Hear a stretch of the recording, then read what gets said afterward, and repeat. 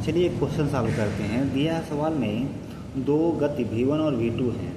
यदि दोनों गति से यात्रा किया जाए जब समान दूरी हो तो उस समय हमारा जो औसत गति आता है वो 5 आता है। लेकिन दूसरा शर्त ये दिया है जब समान समय के लिए वो चलें लोग तो उस समय जो हमारा औसत गति आता है वो 5.5 आता है। तो चलिए इस क्वेश्चन को सॉल्व करते हैं। देखिए मान लीजिए कि दूरी समान है, दूरी हमारा क्या है, समान है। अब देखिए जब दूरी समान है तो उसमें औसत गति का लिए देखा जाए फार्मूला होता है तो V1 V2 बटे V1 प्लस V2 होता है।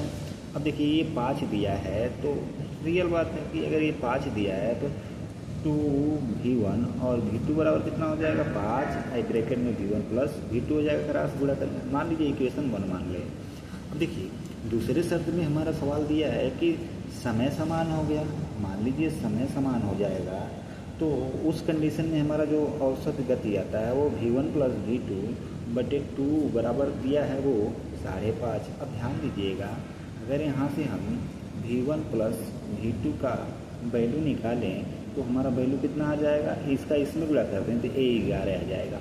अब ध्यान दीजिए कि हमें अंतर निकालना, देखिए अंतर निकालना। अब देखिए V1 प्लस V2 की वैल्यू यहाँ रख दें तो 55 हो जाएगा। क्यों? क्योंकि ये 11 अगर यहाँ रख दें तो 5 गुणे 11 करेंगे 55 हो जाएगा। अब देखिए 2V1 V2 का वैल्यू निकल गया और V1 प्लस V2 का वैल्यू निकल गया। अब ध्यान दीजिए कि हमें निकालना क्या है, V1 माइनस V2 निकालना है। तो अब बताइए अंडर रूट फार्मूला क्या होगा, इसका स्क्वायर कर दीजिए तो ये क्या होगा 11 स्क्वायर। अब देखिए ये जो 2V1 V2 है इसका दूना करके घटा दीजिए, दूना करें तो ये देखिए 11 × 55 का दूना करें तो कितना हो जाएगा, सिंपल सी बात 110 हो जाएगा। अब बताइए 121 में से 110 घटाएँ तो कितना आएगा अंडर रूट 11, यानी दोनों चाल के बीच जो धनात्मक अंतर आएगा वो 11 किमी प्रति आवर। यही हमसे सवाल में पूछा गया था कि दोनों चाल के बीच धनात्मक अंतर ज्ञात कीजिए।